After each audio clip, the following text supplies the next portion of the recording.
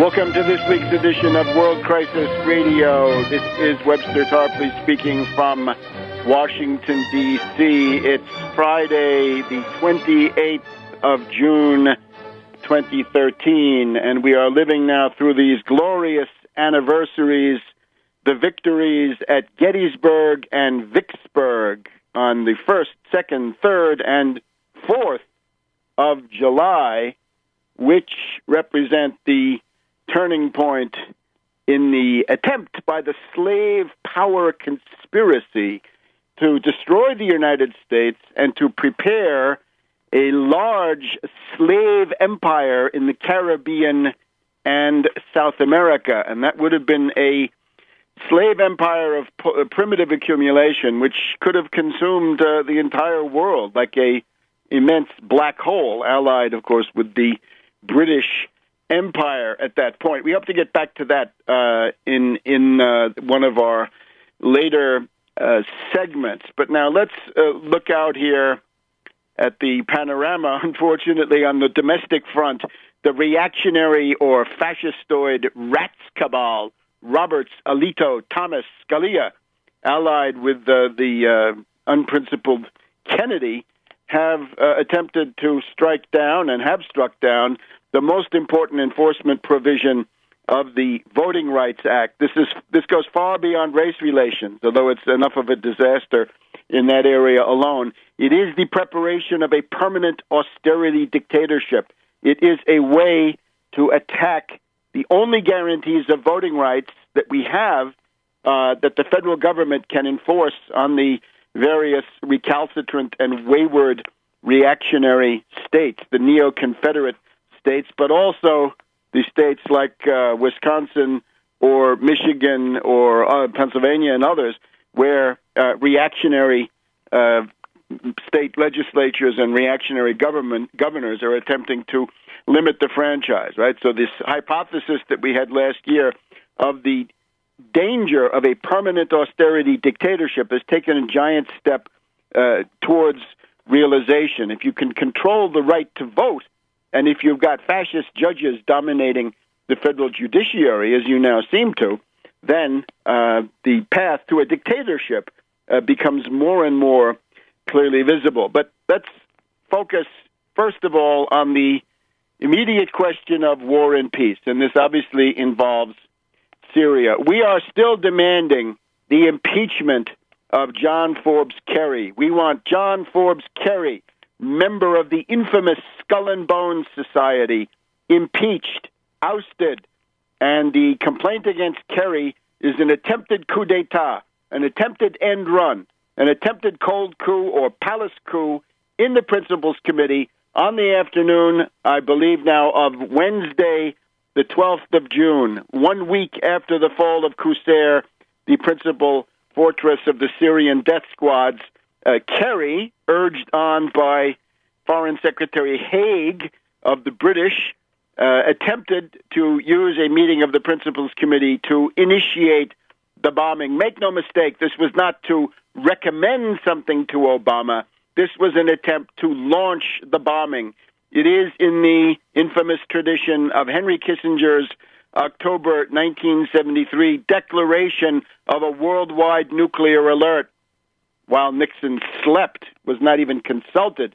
And even more egregious, Al Gore in March of 1999 ordering the bombing of Serbia to prevent Yevgeny Primakov from crossing the Atlantic with a peace deal, which would have obviated this immense, dastardly historical vandalism, which was the bombing of Serbia in the spring of 1999, right? Basically 100 days of wanton destruction in Europe, the first time that NATO had been an aggressor.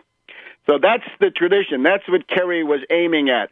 And of course, our dear friends, the left liberals, and our other friends, the libertarians, all of them obsessed with their perfectly insignificant little emails and their insignificant little phone calls and their little privacy, which in the world's historical scales adds up to very little, and not concerned with the immense issues that can lead to hundreds of thousands, millions of deaths, a regional war in the Middle East, and indeed a third world war. And all of that made much easier, facilitated by the Ed Snowden CIA limited hangout psychological warfare operation. So let's look now at the Syrian situation. The hysteria and stridency of the rebels has escalated. We had, within the last 7 to 10 days, a perfectly hysterical interview by General Idris, where he went nuts. He had a bonkers ape act on the Al Jazeera channel, where he said that Putin, of course, is a terrorist and a liar, and that they're not going to Geneva, right? The death squads are not going to negotiate. The death squads demand all kinds of preconditions. The death squads want Hezbollah out. They want all kinds of weapons. They have a wish list of weapons we'll get to in a second. And otherwise, they're not going to Geneva. What an embarrassment for Skull and Bones Kerry, who supposedly is supporting a Geneva conference. This is simply a cover story for Kerry as he prepares new attempts to start bombing Syria. Anyway, here we have in the Washington Post of yesterday, Thursday, June 27th, we can't afford any more delays. Syrian rebels say they need promised arms soon to avoid rout. Yes, rout. When the retreat turns into a rout, that is the point we have now reached with these death squads. The process that began at Qusair, in particular, on the 5th of June with the liberation of that city from death squad rule. This is now going on, and those same rebels are now being forced further and further up into northern Syria. We quote here Taylor, Luck, and William Booth of the Washington Post. Commanders of rebel units operating in southern Syria say if the promised arms do not begin flowing in the next few weeks, their fighters are in danger of being routed by forces loyal to Assad, who are being assisted by Shiite Lebanese militia, Hezbollah, and unknown numbers of Iranian fighters, and Iraqis, I would add, too.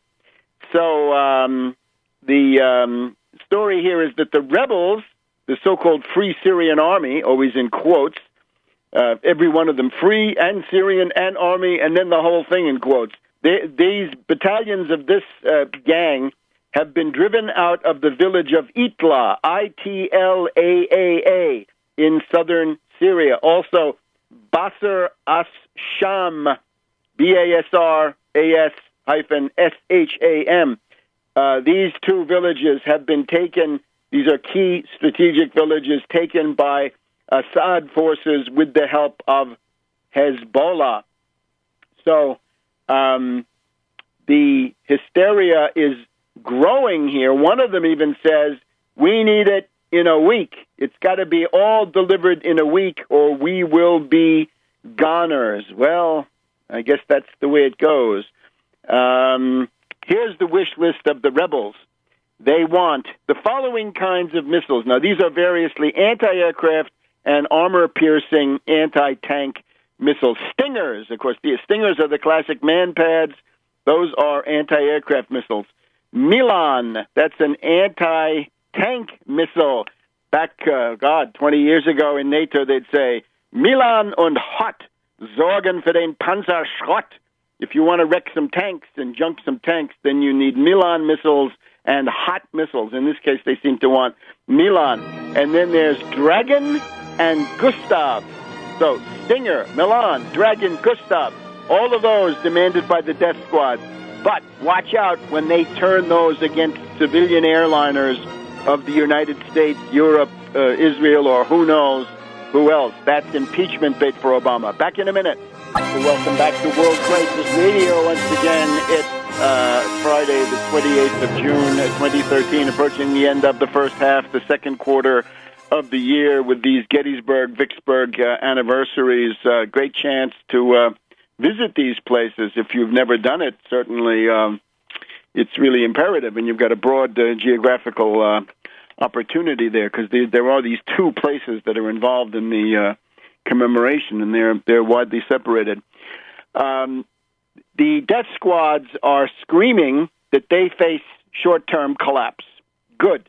We're happy to hear it, and we mean to do everything possible in terms of acting on U.S. public opinion to see that these terrorists are not filched from the jaws of defeat by some kind of U.S. military adventure.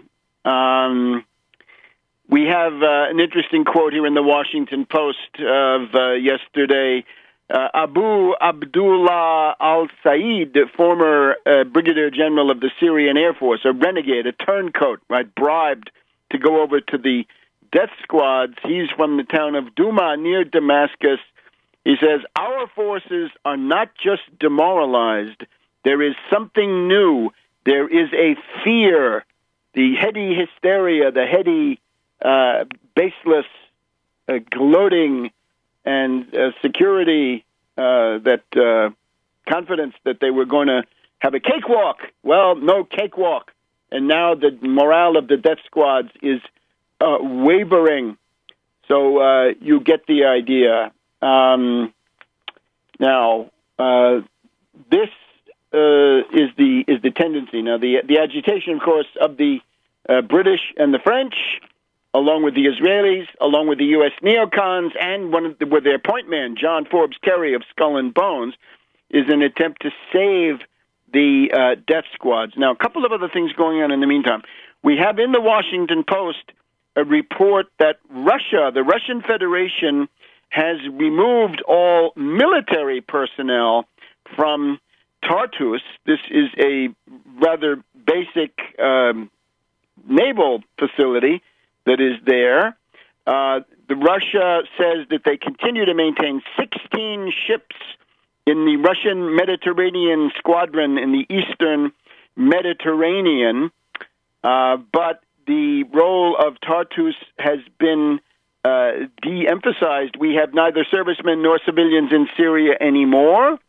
Well, then who knows what the actual status on this is. But we're also told now that Russia is acquiring other options in the form of bases on the island of Cyprus.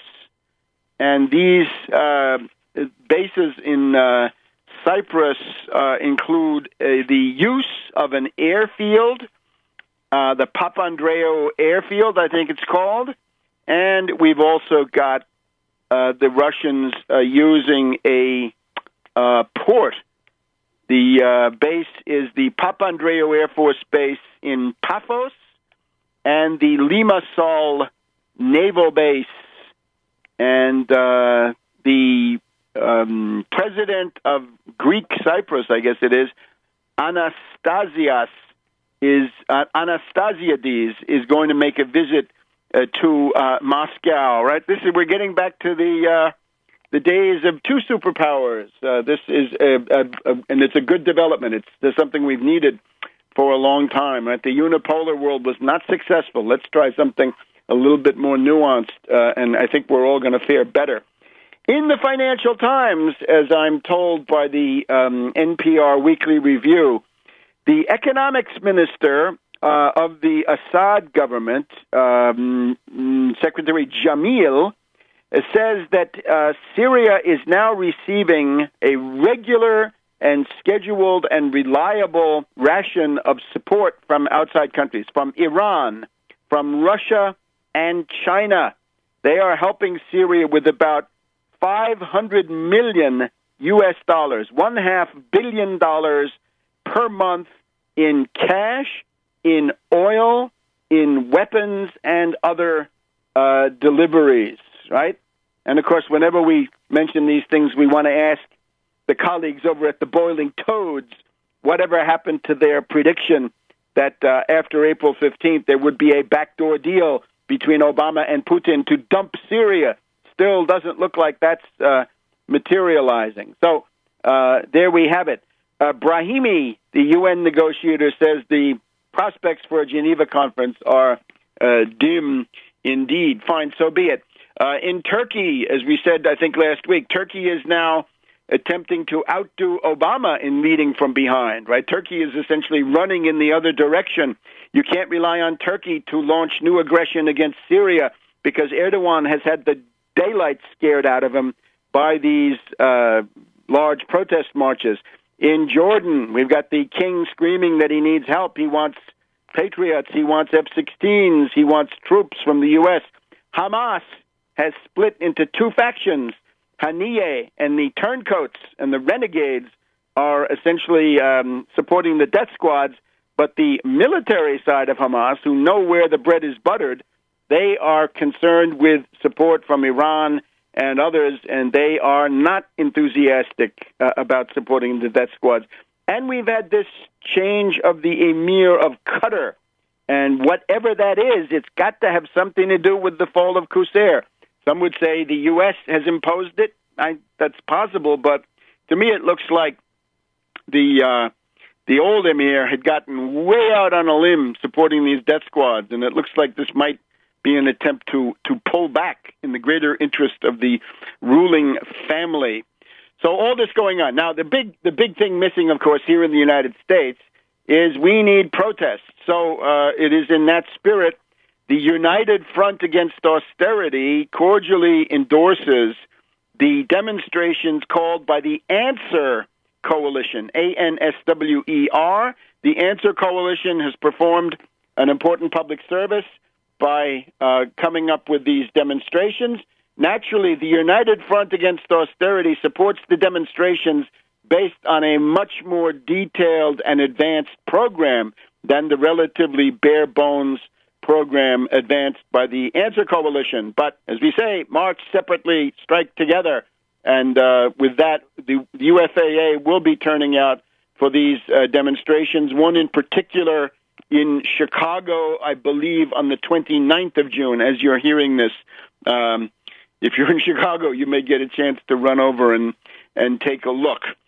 So there's our Middle East situation in a nutshell. If things go on like this, the death squad defeat will become concrete with the fall of Aleppo, the liberation of Aleppo, sometime in July to August at most, right? It's going slowly, but that's the tendency.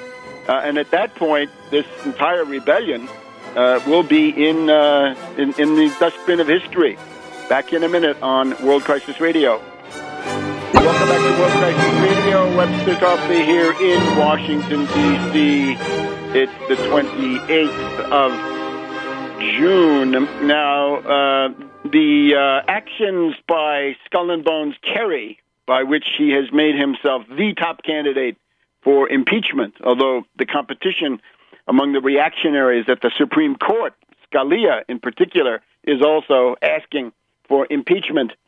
In the case of Kerry, his attempted coup d'etat of the afternoon of June 12th to start the bombing of Syria, that's the overt act and the attempted end run or palace coup.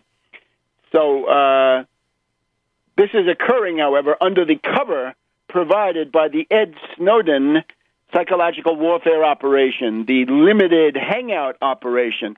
And there is now a growing awareness of this extremely important fact, right? We have, among the left liberals, of course, this positive desire to be duped. It's a hunger for the emotional satisfaction of being duped. And then on the libertarian side, right, among the Austrians, we find something similar. It's equally pathological. But here we have the absolutely unprincipled opportunist, little Rand Paul, the nepotist. He has come out expressing sympathy for Snowden, and this now means that the libertarian apparatchiki, who are not libertarian at all, they are now committed to defending little Rand's interest in keeping Snowden above the fray and immune to criticism. You get the idea. So this is a dirty, rotten, immoral situation. So let's remember In going back to just take a look at the Wikipedia, not WikiLeaks, but Wikipedia article on Snowden. In May 2004, Snowden enlisted in the United States Army as a Special Forces recruit, but he did not complete the training. He said he wanted to fight in the Iraq War because, quote, he felt like he had an obligation as a human being to help free people from oppression. However, he said he was discharged 4 months later on September 28th, 2004, having broken both of his legs in a training accident. And then he goes on to the National Security Agency and then the CIA and so forth, right? And he gets everywhere because he claims he's a computer wizard. That would explain his $120,000 to $200,000 a year salary. Well, let's take a look.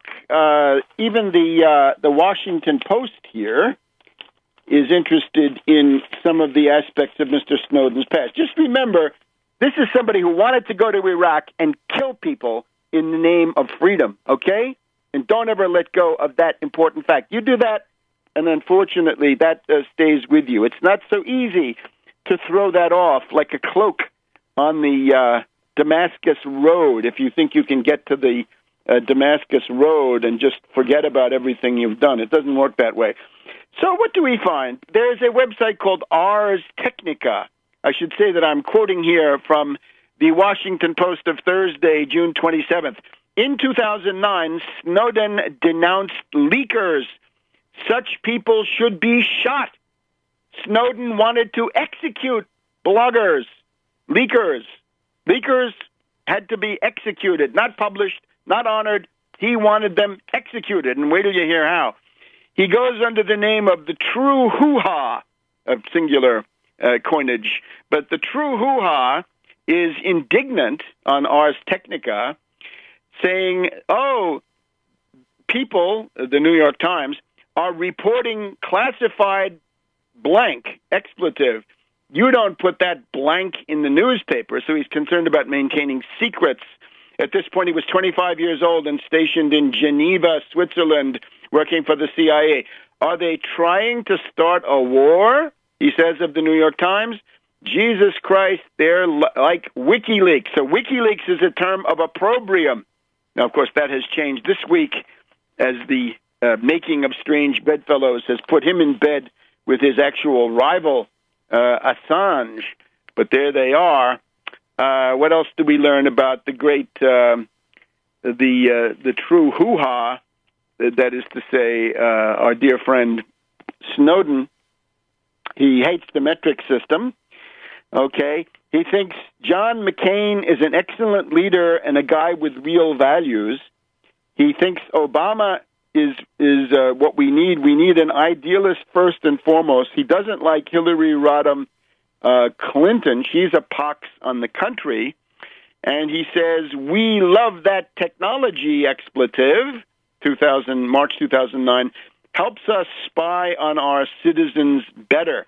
Now, most interesting, the punishment for the leakers and the New York Times who published the leaks, those people should be shot in the balls, says Snowden. He wondered how these anonymous sources could have disclosed such important classified information. So they have to be shot in the context of genital mutilation.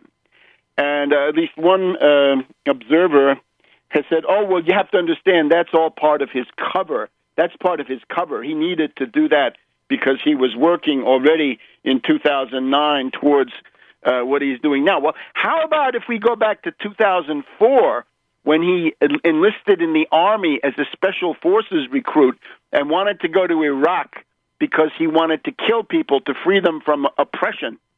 Would that have been part of his cover? And suppose he'd actually gotten to Iraq and he started killing people. Would we say, oh, well, it's true he committed this atrocity or that war crime or that Class A Nuremberg felony, but don't worry, that was just part of his cover. I'm afraid there are people that are just they want to believe, they want to be duped, they want the emotional satisfaction. And I would also say those people who naively promise that there's going to be some huge harvest of valuable leaks and that some people are going to have to be, they're going to pay a terrible price when these leaks come out. Well, so far, nothing. And remember, that's the hallmark. So, and let's sum it up within the framework of our conceptual overview. Remember, I'm advancing 5 criteria. There's a very interesting article this week, well-done article with lots of citations. Unfortunately, he gets it wrong. He thinks I have 3 criteria. No. The criteria are 5, and here's what they are. The limited hangout leaker, the protagonist, right, the anti-hero or hero, is an immediate media celebrity. Ellsberg, Assange, Snowden, it never fails. Immediate darling of the controlled corporate media. This says a lot. Secondly, the great secrets that are supposedly being dumped are nothing new. We know it all already. We know all about warrantless wiretapping, warranted wiretapping. We know about emails being read and all this other stuff, right? We've known this since the heady days of Bush and Cheney. We know all about it. Third, we don't learn anything, zero, nada, about the main covert operations of the age. The JFK assassination, the 9/11 attacks, the Arab Spring, other dirty operations, big things, nothing. Do we have any careers destroyed? Any spooks or politicians from the United States, Great Britain, Israel, NATO countries, France, any place like this? Zero. The only people that get hit by something like Assange are the CIA enemies list. So that's number 3. Number 4, and this is the one that comes into play right here, the Damascus Road conversion, the inexplicable shift of profile from warmonger to peace angel, from totalitarian to civil libertarian. That's what we see here with Snowden. And we'll be back in just a minute. Welcome back to World Crisis Radio. So Snowden wanted the leakers to be shot. Capital execution with genital mutilation was his recipe for leakers. He found Ron Paul dreamy. He's a Paul-tard.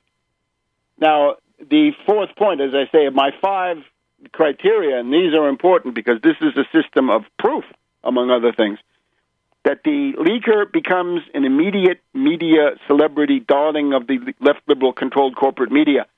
Number 2, that there's nothing new in this entire thing.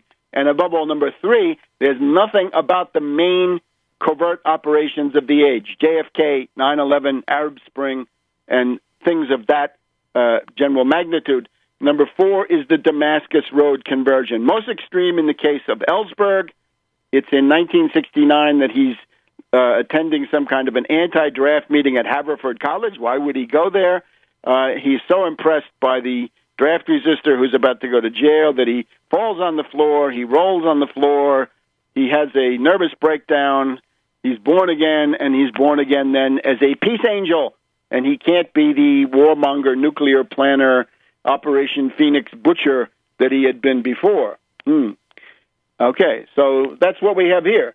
We have Snowden. In 2004, he wants to join the Special Forces and kill. He says in 2009 that leakers should be shot and genitally mutilated. But then now today, he's a peace angel, and he's concerned about civil libertarians, right? Presumably it's the dreamy Ron Paul that presided over this. But this is absolute garbage. And I must say, since I am quoted by name, we have a piece on InfoWars by Watson from Britain, who says that there's no proof. He quotes my work at length for much of his article, and then much of his statement, and then he gets at the end to there's no proof, so therefore we've got to support Snowden anyway. He wants to support Snowden. I'm sorry. Those 5 criteria, the media darling, nothing new, nothing on the main covert operations, Damascus Road, and prepares future covert operations, that is a system of proof. And if we can we can demonstrate that typology from Ellsberg to Assange to, in this case, Snowden. I think that's conclusive. Remember, what's conclusive in these things is the pattern. The individual details are always open to being refuted. They're always subject to being garbled or misreported. But once the pattern emerges, it is the pattern that has the objective validity. And I'm afraid what Watson does in that InfoWars article is simply to say, well, we've got to support Snowden. I think his motivation is clear, because little Rand Paul has gone out on a limb for Snowden, so we don't want to embarrass our friend little Rand, right, presidential candidate, and all that.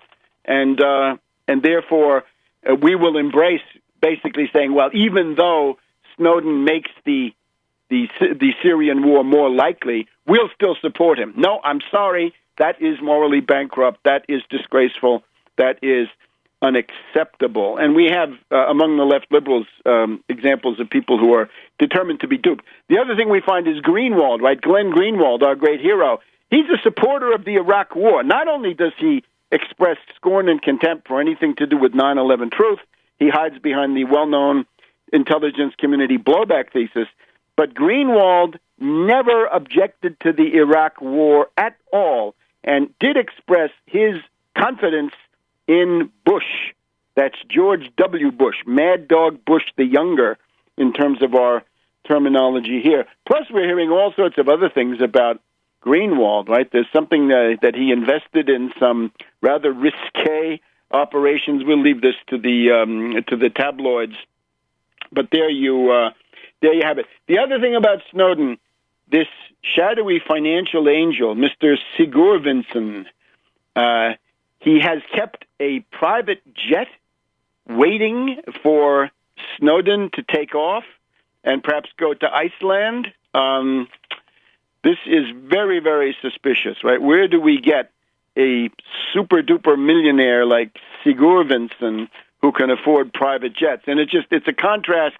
People who have slogged in the trenches of JFK or 9/11 or anything like that, you know that there's no private jet waiting for you. But apparently for the jet set glitterati of the Assange and now Snowden set, it's possible. And let's even take this further. Let's look at the question of the investigative journalist Michael Hastings. Let's contrast, once again, the Ellsberg, Assange, Snowden treatment to the Gary Webb, Hatfield, and Hastings treatment. And you can see what it is right away. We are told that Hastings was preparing the biggest CIA expose of his entire career. There's one report that says that Hastings was working with Jill Kelly, right, the socialite who somehow, the Mata Hari, I guess, who rotated around the Tampa Central Command military base, involved with General Allen, involved with General Petraeus, and others with Broadwell, Jill Kelly there. That was apparently interviews going on between Hastings and Kelly, although some deny it. The wife denies it. The story is then that Hastings, in the last day or so of his life, was complaining that there was FBI harassment. There was a federal probe. He wanted to go into hiding. But one of his associates came on Fox News and announced that this was going to be the biggest CIA story yet. Remember, Gary Webb showed the prevalence of crack cocaine on the streets of Los Angeles, related that to the cocaine being brought in by Iran-Contra, Oliver North, others. This was a way to market that cocaine, and then died, attributed to a suicide. Hatfield, of course, writing on George Bush right before the 2000 election, found that Bush the Younger had been guilty of narcotics violations and that to avoid jail, he had been given community service, and that came out, and this guy was found dead in a motel room. And now we have Hastings. In the case of Hastings, a Mercedes-Benz blows up, the engine flies out, and so forth, and we've got Richard Clark saying that this is coherent with a possible cybernetic interference with the car. I would recall the case of the Austrian right-wing populist politician Georg Haider, Haider, who was killed 5 or 6 years ago in a December crash of his Volkswagen Phaeton, quite a limousine that he had. And this was a very mysterious death, and there may be some connection. But in any case, this, I think, shows us the difference, right? As one very perceptive observer put it, there's a difference between people who pose a threat to the system, such as Gary Webb, Hatfield, Hastings, and those who pose as a threat to the system. The "as" says it all. Those who pose as a threat to the system, Ellsberg, Assange, and Snowden. So it's time to exercise healthy skepticism on those fronts. And you've also got essentially a deepening, a thickening of the cloud of disinformation going on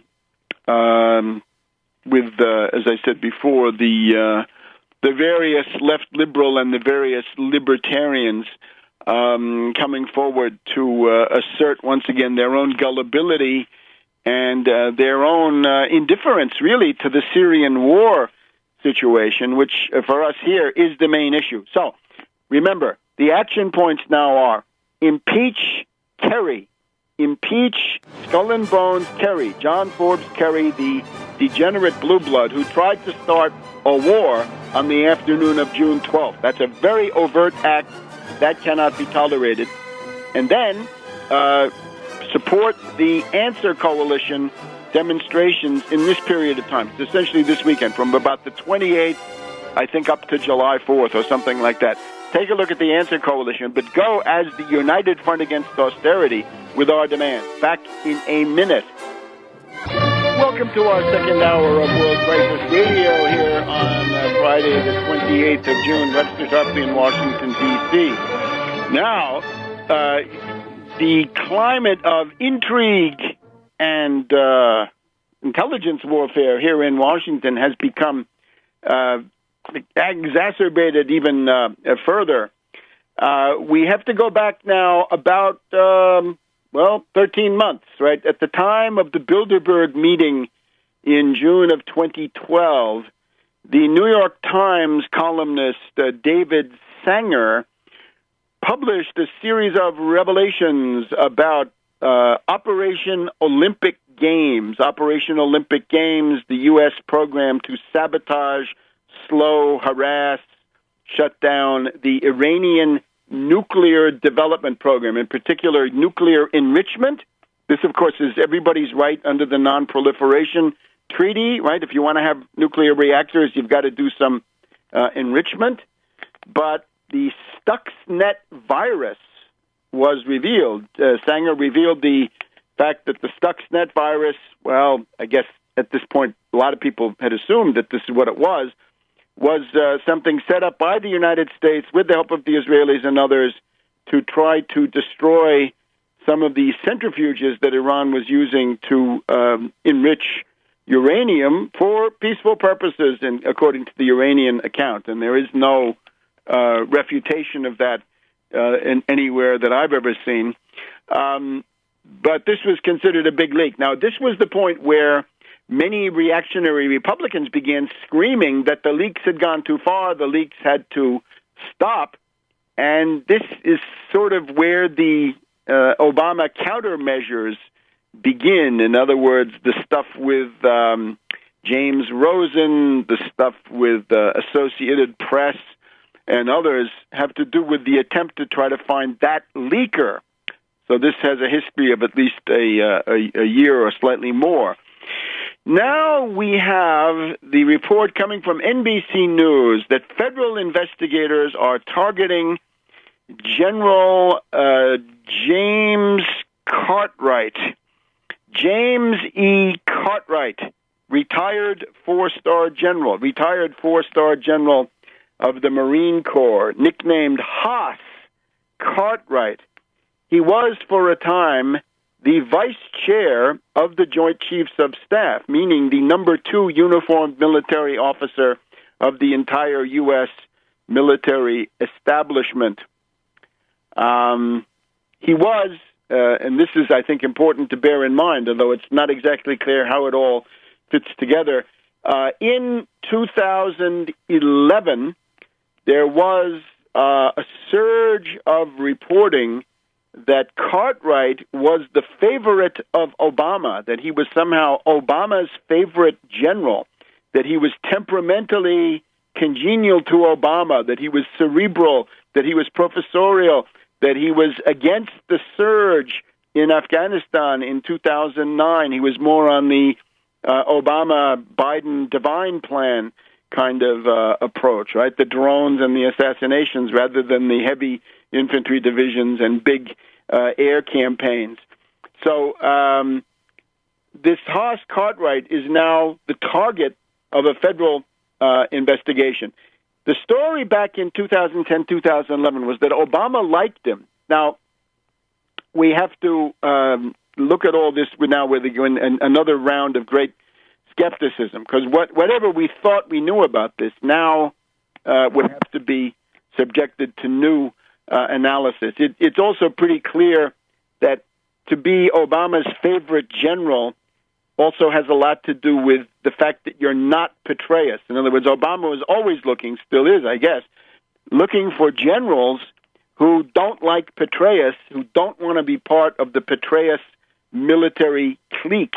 They don't want to be part of that McChrystal Petraeus anti-Obama military clique, which so obvious is there, right? Remember, Hastings, the contribution of the late Hastings, is that he exposed McChrystal and his entourage, right, his staff, his court, I suppose we might say. That clique around McChrystal was motivated by extreme contempt for the elected leaders. In other words, he's insubordinate. He's talking about rejecting the traditional subordination of the military leaders to the elected civilian government established under the Constitution. So no more of that. Once McChrystal was exposed, right, that was the end of the line for him. And, of course, it also then impacted Petraeus. I would say Cartwright in 2010, 2011 probably looked good to Obama because he was not Petraeus. He might have been anti-Petraeus. And in terms of what he recommended back in that critical debate in 2009 about the surge, right, which in retrospect looks somewhat different than it did at the time, this Cartwright clashed with Mullen. Mullen wanted the big surge. Admiral Mullen, head of the Joint Chiefs of Staff. Cartwright apparently didn't. But now that Cartwright is out of the service and working as a consultant, the word is that he's a big critic of drone warfare. In other words, in 2009, his position seemed to be the divine plan, right? Let's go with drones and assassinations and cyber and sanctions, economic. Now, not so clear. But look, we got to cut through this somehow. What is the net effect of a top general, the former number 2 of the Pentagon, being indicted? Who does that help? I guess that helps the anti-putsch forces, or whatever Cartwright represented or didn't represent. 4-star general getting targeted by the FBI, that probably clears the mind of some of these people, right? Makes them ask again, is it really worth it to be part of the Petraeus faction? Is it really worth it to be so what can we say? So interested in new forms of political rule here in the United States. So it seems to me that my initial guess, and I stress this really is a guess at this point, is that the coming indictment of Cartwright, if that's what it is somehow an attempt to chasten, to deter, to warn, to chill the entire officer corps and essentially remind them to revert to the traditional roles and drop the rest. After, of course, that huge upheaval we had last autumn when we had Petraeus out, Allen out, Stavridis out, Goyette out, and so forth, right? The entire series of flag officers who were ousted always under the pretext of sexual peccadillos and or money peccadillos. Here's one which is no longer a sexual or money peccadillo. This is now Cartwright leaking. And again, there is a question of why, right? Why would he do this? What was the point of it? Not at all clear. But I think again, the net effect of somebody in the Pentagon being targeted by the FBI, this I think is going to cause these people to settle down. So we're going to be looking at that and continuing the analysis. But I would say that's probably the best guess we can make at the present time. Now, the Voting Rights Act, shifting gears now into domestic. The Rats Cabal at the Supreme Court has struck once again. And here's their pattern.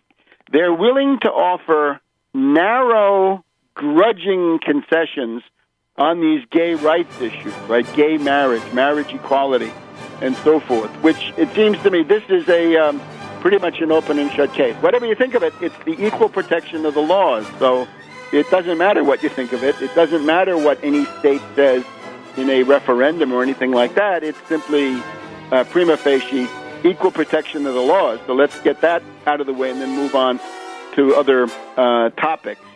But at the same time, this is balanced by attacks on voters, workers. Welcome back to World Crisis Radio. Just to sum that up again, the pattern of the Supreme Court decisions this week, coming from the Bratz cabal dominating this stuff, very narrow, very grudging concessions on gay marriage, marriage equality, and so forth. But at the same time, a massive attack on voters, on workers, on blacks, other ethnic minorities. So it is a massive reactionary shift. And the numbers of people, I've never seen a figure how many gay couples are expected to emerge from this. Be interesting to know that. But certainly when you look at the voting rights question, the workers' rights, right, the ability of workers to sue or to seek legal remedies for harassment by supervisors, creating a climate of systematic hostility in the workforce, and so forth. And indeed, the obvious racist overtones of the overthrowing of the implementation part of the Voting Rights Act of 1965. That is a very ominous thing. Now, remember, it fits into this analysis that I advanced last autumn, the permanent austerity dictatorship. What does it mean? If you can control the courts, right, with reactionary or indeed fascist judges in the federal appeals courts and the Supreme Court, and that seems to be momentarily, at least, the case, that's essentially means that you can rewrite the entire law, and that's what they've done, right? This is extreme judicial activism, right? It's judicial vandalism carried out by the Rats cabal. If you can get a situation where the franchise, the right to vote, is strictly limited by voter ID, by other harassment methods, and so forth, and if you can essentially outlaw unions, if you can use the Taft-Hartley Act, as has been done now in Michigan and in Indiana just in the last cycle, and then you can control the elections through money and media control, you then have a permanent austerity dictatorship, maybe 20, 30, 40 years, in time enough for the United States to collapse and for other powers to seize the predominance in the world under auspices that would not be good. So I'm not interested in discriminating against anybody. Here's my proposal. The pre-clearance for laws that bear on the election process, I want pre-clearance for all jurisdictions, not just Mississippi, not just Alabama, not just some racist enclave in New York State or California, whatever it is. all jurisdictions must henceforth be subject to pre-clearance. And that is what we learn, if from no other source than from the Tea Party. Because when you have Tea Party fanatics, right, the kind of people like Governor Corbett of Pennsylvania or others, right, when you have Snyder, when you have Walker, when you have Mitch Daniels and so forth, wherever those people go, voting rights are in danger. So the pre-clearance has to come for all jurisdictions. Otherwise, as Ross Barnett said, a legislature can ram through laws much faster than courts can overturn them. And, they can pass a law to steal the election this year. By the time the courts catch up with it, maybe it's 3 or 4 years later, and by that time the legislator can have a new way to steal the election written into the law. Similar to what we saw in Michigan, right, where Governor Snyder had his little Hitler law, his emergency manager law, that was overturned by a majority vote on a question on the Michigan ballot of November 2012. It was overturned, it was rejected, but within a couple of weeks, Snyder had a new and more virulent form of local dictatorship enacted, and you'll never catch up with him, right? He'll always be 1 to 2 steps ahead of you. So this is extremely ominous.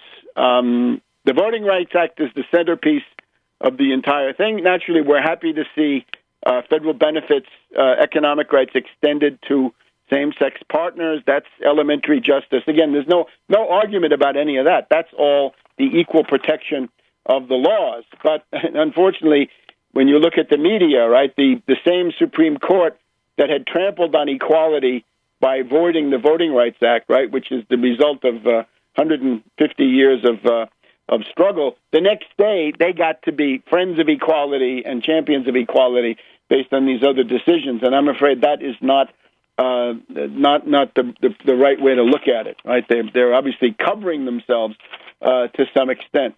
Now, other notes for mobilization.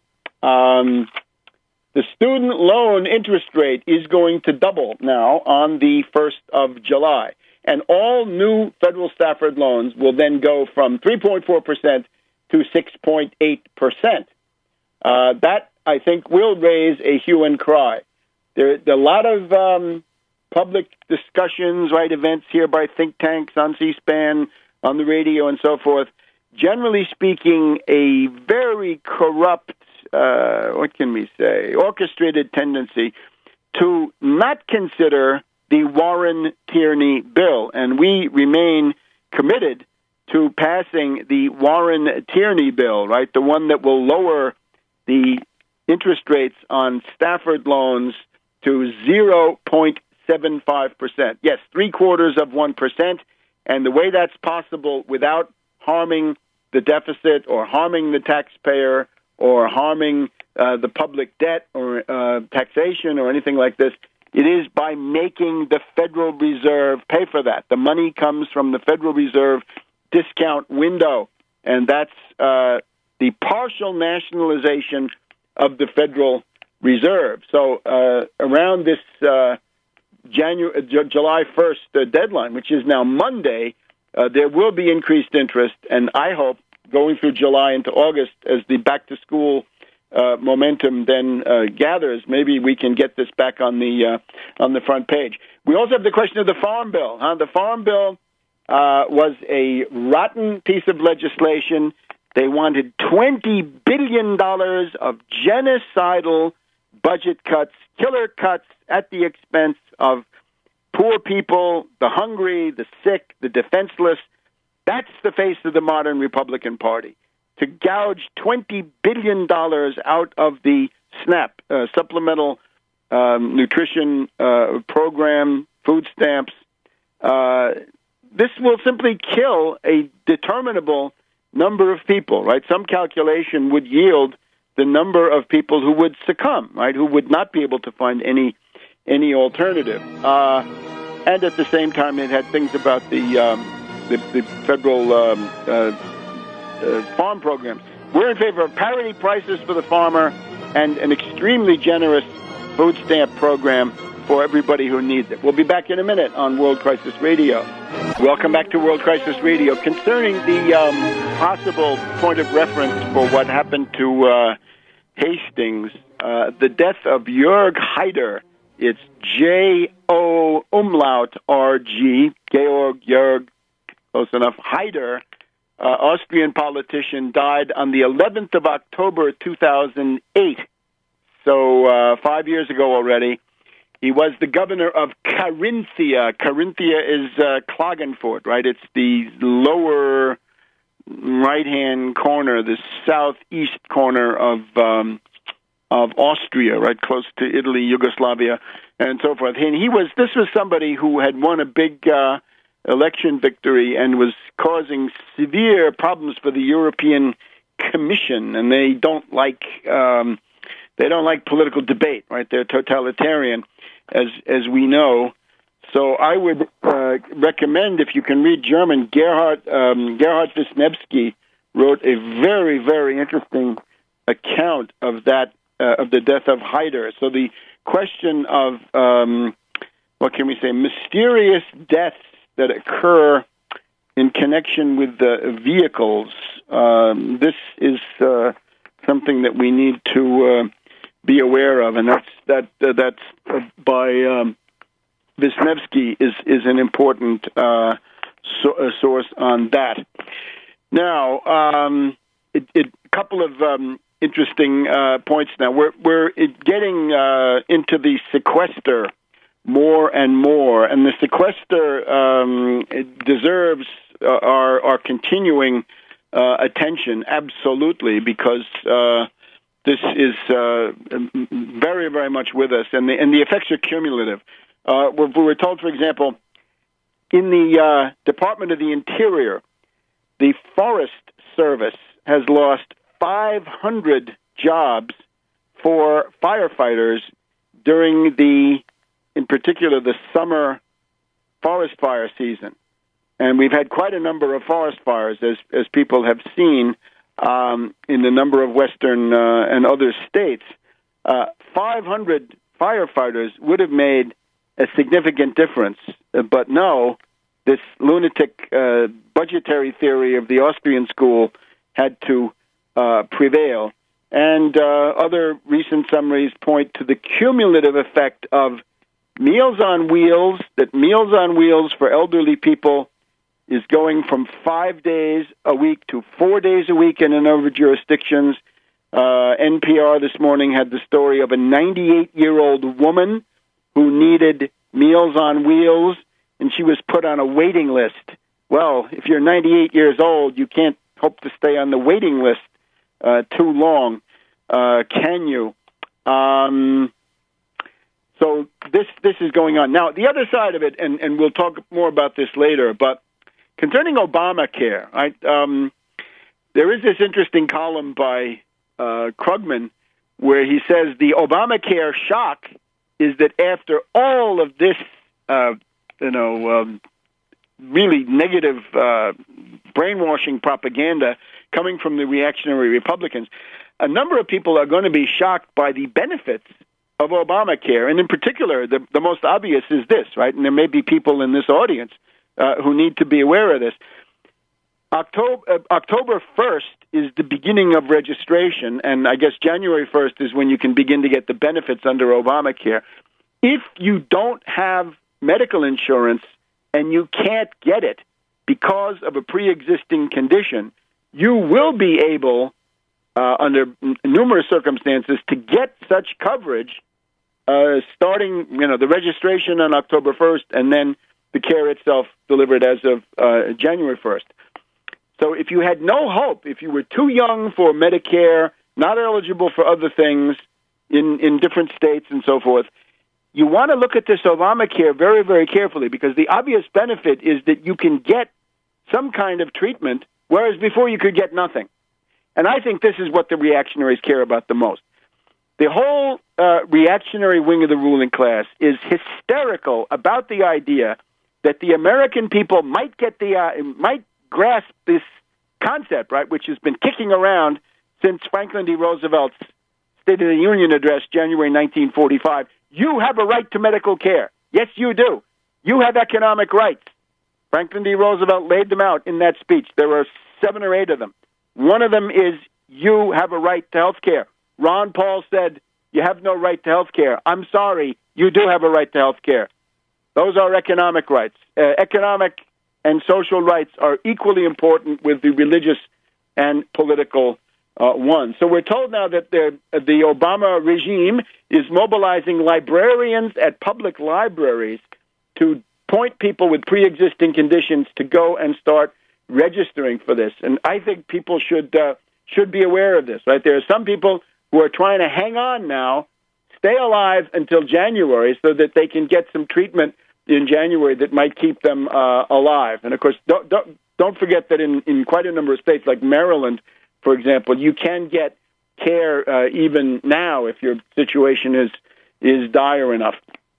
We've also got the interesting story, right? Here's a government program that you ought to look at, right? NASA, the glory days of NASA. I can remember in the summer of 1977 when Voyager was launched, right? The space probe Voyager launched to explore the outer reaches of the solar system and indeed to go into interstellar space, right? To go out of this sphere dominated by solar activity, which is where we are, and it goes out to Pluto and beyond. And that is where Voyager is now. I think the article said Voyager is now 135 astronomical units away from the sun. So 135 times the distance from Earth to Sun. And still going strong, still sending these reports. And they have found that the solar wind is attenuating, but it has not quit. But now you've got galactic influences, right? Interstellar influences coming from other points of the compass. So that is from 1977 till now. And I think that is, there's a model of the science drivers, right? And remember, the science drivers are minimum 3 and hopefully more. High-energy physics, plasma physics, the exploration and colonization and industrial production in the solar system and beyond, as we now see, at least exploration beyond, and then the biomedical research, right? Those 3, and then add more.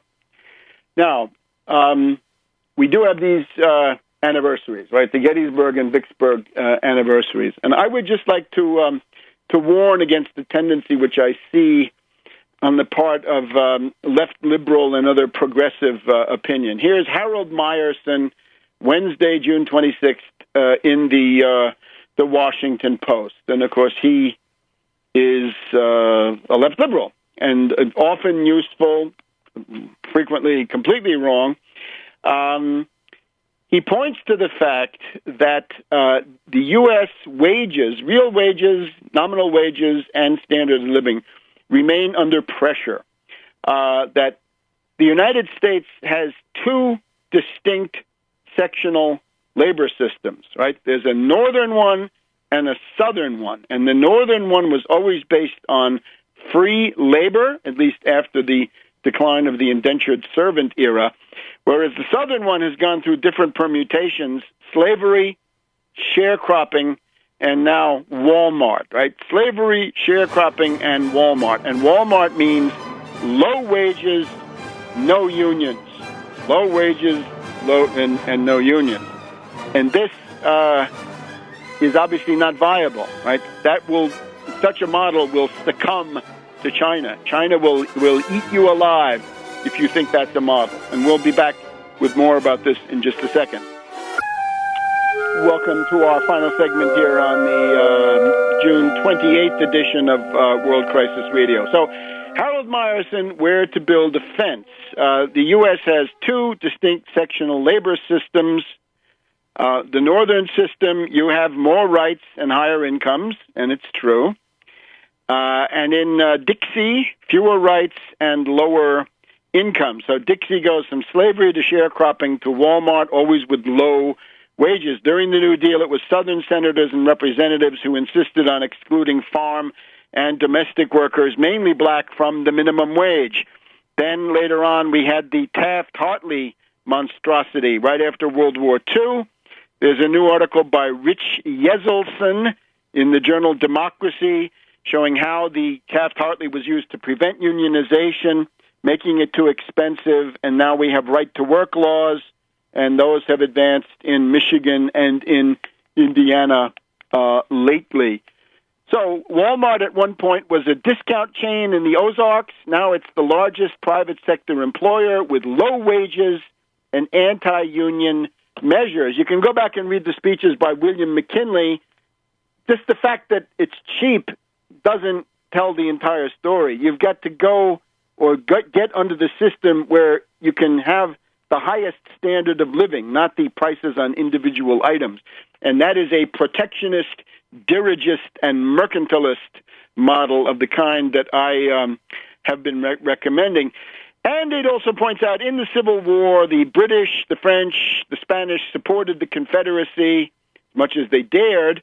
They depended on cotton from the southern states. Today, BMW, Nissan, Volkswagen, these are companies that respect unions in their home countries, Germany, Japan, whatever it is, but they expect to come to the United States and deal with union-busting states, scab states, right-to-work states.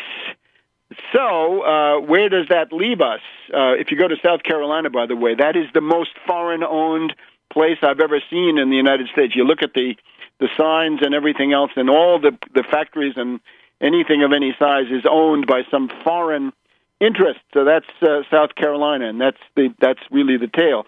Meyerson is optimistic that the Latino population will grow enough in the southern states. He writes in the American Prospect, or others write in the American Prospect magazine, that you're headed towards a black-white Latino coalition in the southern states, Texas going purple, and so on. But in the meantime, it's an economic drag, because in the 21st century, only a high-wage economy can survive. Low-wage economy is doomed, because Vietnam, Thailand, China, India, they will undercut you. There are even now the Chinese being undercut by India, who are being undercut by Thailand, and so it goes down the line. So here's the problem, though. Meyerson says build a fence, but build the fence from Norfolk to Dallas.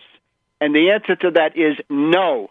It is one country, and we're not giving up. This reminds me of the abolitionists, right? The let the erring sisters go argument. No, no, and no.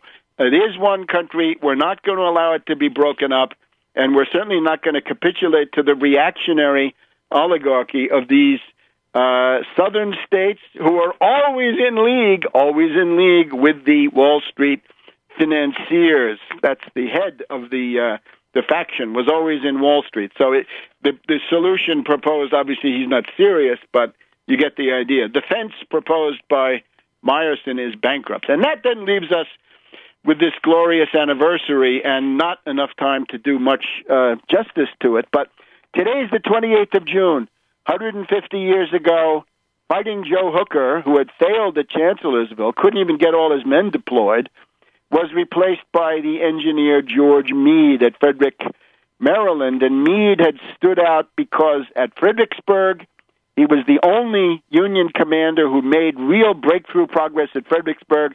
If his attack had been properly supported, that whole Fredericksburg position might have been lost to Lee and the Confederacy. And then at Chancellorsville, when Hooker lost his nerve after being almost hit by a shell, Meade said, don't leave, stay, and counterattack. And that might have also changed the course of history. So Meade, even though he doesn't get the adulation of some other generals, deserves, I think, a significant credit. So then he takes over, and as a military engineer, he's thinking of the Pipe Creek line here in Maryland, but then he realizes that the Gettysburg fishhook is admirable as a place of arms. But I think that what we'd have to say about the Army of the Potomac at Gettysburg is its superiority is that of a superior system. It's not based on a couple of exceptional individuals, limited though they were, like Lee or Jeb Stuart or something like this, but rather it's a system that has developed to the point where it begins to work. On the first day, there's complete chaos. Nobody expects a battle there. General Reynolds of the First Corps goes to the top of the Lutheran Theological Seminary and sees where the position is and orders then that the regroupment be made there, and then soon after is killed in the fighting. On the second day, down at Little Round Top, it's Gouverneur K. Warren who sees the Confederate attack coming, and he gets members of the Fifth Corps out of line and brings them up there, the brigades of Vincent and Weed and others, saves the day. On the third day, the cavalry battlefield, right, the young General Custer sees Jeb Stuart coming and launches an attack on him with, about 1/10 of the force that Jeb Stuart had, but the shock for the Confederates was something they couldn't get over. You can even make an argument, some have, that the Sickles Third Corps salient on the second day, even though the losses were big, that was actually useful, because if you'd simply tried to defend the very low ridge down there a little bit north of Little Round Top, that would not have been enough. So you needed a forward position. That's a controversial argument, but I think an interesting one. And remember that on the 4th of July, right, Gettysburg 1, 2, 3 July, on the 4th of July, it's Vicksburg, the surrender of Pemberton's army to Grant and Sherman in Vicksburg. Grant had tried 7 times to take Vicksburg in 1862 into 63. Go look at Fletcher Pratt, Ordeal by Fire, A Short History of the Civil War. Not totally accurate on all points now with modern scholarship, but still, as a piece of writing, unforgettable, especially for young kids. 7 times against the city, and then this maneuver, right, of going down the Mississippi River, then going inland to Jackson, Mississippi, capturing that, turning west, fighting the Battle of Champions Hill, and then investing Vicksburg with a 2-month siege, which will then end finally on July 4th. As some have said, Julius Caesar could have done no better, and it's also strongly reminiscent of Frederick the Great. And it was that Vicksburg campaign that really completed the education of Sherman to the point where he could then do the Atlanta campaign and the other things that he did. So these things are worth remembering. Take a look at the various websites of the National Park Service and so forth. There's a whole other argument to be made about what the Park Service has done, tearing down the electric map, tearing down the visitor center, moving the cyclorama. We don't have time for this now, and it's not appropriate. But let me just then put myself, if Dante could do it, maybe it can be pardoned here. The Cacciaguida cantos in the middle part of the Paradise is basically his great-grandfather, I guess, or great-great-grandfather, who comes forward. And I have one, too. Joseph Henry Tarpley was a member of the 11th U.S. Regulars under Floyd Jones, the 2nd Brigade under Burbank, the 2nd Division under Ayres, in the 5th Corps of General Sykes with the Maltese Cross, fighting then at Plum Run, Bloody Run, Houck's Ridge, and the Valley of Death in the late afternoon of July 2nd, 1863. So that's my in memoriam for this anniversary, and invite everybody to ponder some of the lessons of these huge events of 150 years ago right now. See you next week. Israel, or who knows who else. That's impeachment bait for Obama. Back in a minute. Welcome back to World Crisis Radio. Once again, it's Friday, the 28th of June, 2013, approaching the end of the first half, the second quarter of the year with these Gettysburg, Vicksburg anniversaries. Great chance to visit these places. If you've never done it, certainly it's really imperative, and you've got a broad geographical opportunity there, because there are these 2 places that are involved in the commemoration, and they're widely separated. The death squads are screaming that they face short-term collapse. Good. We're happy to hear it, and we mean to do everything possible in terms of acting on U.S. public opinion to see that these terrorists are not filched from the jaws of defeat by some kind of U.S. military adventure. We have an interesting quote here in the Washington Post of yesterday. Abu Abdullah al-Said, former brigadier general of the Syrian Air Force, a renegade, a turncoat, right, bribed to go over to the death squads. He's from the town of Douma near Damascus. He says, our forces are not just demoralized. There is something new.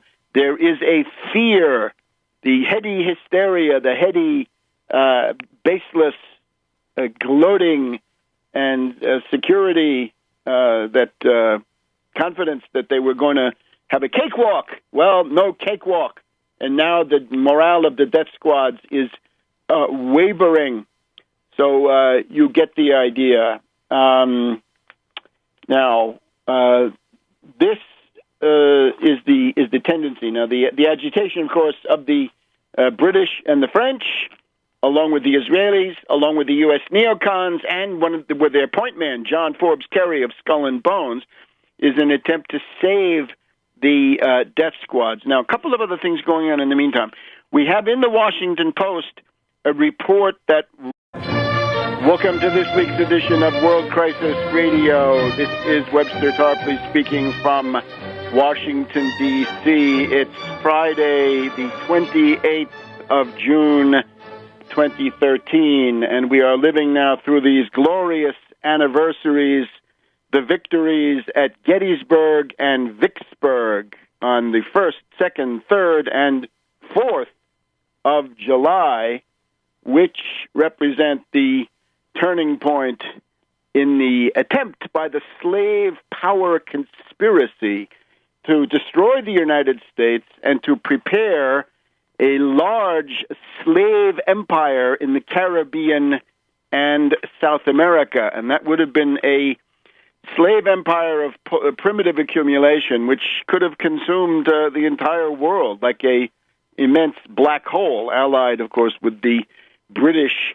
Empire at that point. We hope to get back to that in one of our later segments. But now let's look out here at the panorama. Unfortunately, on the domestic front, the reactionary or fascistoid rats cabal, Roberts, Alito, Thomas, Scalia, allied with the unprincipled Kennedy, have attempted to strike down and have struck down the most important enforcement provision of the Voting Rights Act. This goes far beyond race relations, although it's enough of a disaster in that area alone. It is the preparation of a permanent austerity dictatorship. It is a way to attack the only guarantees of voting rights that we have, that the federal government can enforce on the various recalcitrant and wayward reactionary states, the neo-Confederate states, but also the states like Wisconsin or Michigan or Pennsylvania and others, where reactionary state legislatures and reactionary governors are attempting to limit the franchise, right? So this hypothesis that we had last year of the danger of a permanent austerity dictatorship is being forced further and further up into northern Syria. We quote here Taylor, Luck, and William Booth of the Washington Post. Commanders of rebel units operating in southern Syria say if the promised arms do not begin flowing in the next few weeks, their fighters are in danger of being routed by forces loyal to Assad, who are being assisted by Shiite Lebanese militia, Hezbollah, and unknown numbers of Iranian fighters, and Iraqis, I would add, too. So the story here is that the rebels, the so-called Free Syrian Army, always in quotes, every one of them, free and Syrian and army, and then the whole thing in quotes. These battalions of this gang have been driven out of the village of Itla, Itlaa, in southern Syria. Also, Basar as-Sham, Basras-Sham. These two villages have been taken. These are key strategic villages taken by Assad forces with the help of Hezbollah. So the hysteria is growing here. One of them even says, we need it in a week. It's got to be all delivered in a week or we will be goners. Well, I guess that's the way it goes. Here's the wish list of the rebels. They want the following kinds of missiles. Now, these are variously anti-aircraft and armor-piercing anti-tank missiles. Stingers, of course. The Stingers are the classic man-pads. Those are anti-aircraft missiles. Milan, that's an anti-tank missile. Back, 20 years ago in NATO, they'd say, Milan und Hot, sorgen für den Panzerschrott. If you want to wreck some tanks and junk some tanks, then you need Milan missiles and hot missiles. In this case, they seem to want Milan. And then there's Dragon and Gustav. So Stinger, Milan, Dragon, Gustav, all of those demanded by the death squad. But watch out when they turn those against civilian airliners of the United States, Europe, and a giant step towards realization. If you can control the right to vote, and if you've got fascist judges dominating the federal judiciary, as you now seem to, then the path to a dictatorship becomes more and more clearly visible. But let's focus, first of all, on the immediate question of war and peace, and this obviously involves Syria. We are still demanding the impeachment of John Forbes Kerry. We want John Forbes Kerry, member of the infamous Skull and Bones Society, impeached, ousted, and the complaint against Kerry is an attempted coup d'etat, an attempted end run, an attempted cold coup or palace coup in the Principals Committee on the afternoon, I believe now, of Wednesday, the 12th of June, 1 week after the fall of Qusair, the principal fortress of the Syrian death squads. Kerry, urged on by Foreign Secretary Haig of the British, attempted to use a meeting of the Principals Committee to initiate the bombing. Make no mistake, this was not to recommend something to Obama. This was an attempt to launch the bombing. It is in the infamous tradition of Henry Kissinger's October 1973 declaration of a worldwide nuclear alert, while Nixon slept, was not even consulted. And even more egregious, Al Gore in March of 1999 ordering the bombing of Serbia to prevent Yevgeny Primakov from crossing the Atlantic with a peace deal, which would have obviated this immense, dastardly historical vandalism, which was the bombing of Serbia in the spring of 1999, right? Basically 100 days of wanton destruction in Europe, the first time that NATO had been an aggressor. So that's the tradition. That's what Kerry was aiming at. And of course, our dear friends, the left liberals, and our other friends, the libertarians, all of them obsessed with their perfectly insignificant little emails and their insignificant little phone calls and their little privacy, which in the world's historical scales adds up to very little, and not concerned with the immense issues that can lead to hundreds of thousands, millions of deaths, a regional war in the Middle East, and indeed a third world war. And all of that made much easier, facilitated by the Ed Snowden CIA limited hangout psychological warfare operation. So let's look now at the Syrian situation. The hysteria and stridency of the rebels has escalated. We had, within the last 7 to 10 days, a perfectly hysterical interview by General Idris, where he went nuts. He had a bonkers ape act on the Al Jazeera channel, where he said that Putin, of course, is a terrorist and a liar, and that They're not going to Geneva, right? The death squads are not going to negotiate. The death squads demand all kinds of preconditions. The death squads want Hezbollah out. They want all kinds of weapons. They have a wish list of weapons we'll get to in a second. And otherwise, they're not going to Geneva. What an embarrassment for Skull and Bones Kerry, who supposedly is supporting a Geneva conference. This is simply a cover story for Kerry as he prepares new attempts to start bombing Syria. Anyway, here we have in the Washington Post of yesterday, Thursday, June 27th, we can't afford any more delays. Syrian rebels say they need promised arms soon to avoid rout. Yes, rout. When the retreat turns into a rout, that is the point we have now reached with these death squads. The process that began at Qusair, in particular, on the 5th of June with the liberation of that city from death squad rule. This is now going on, and those same rebels are now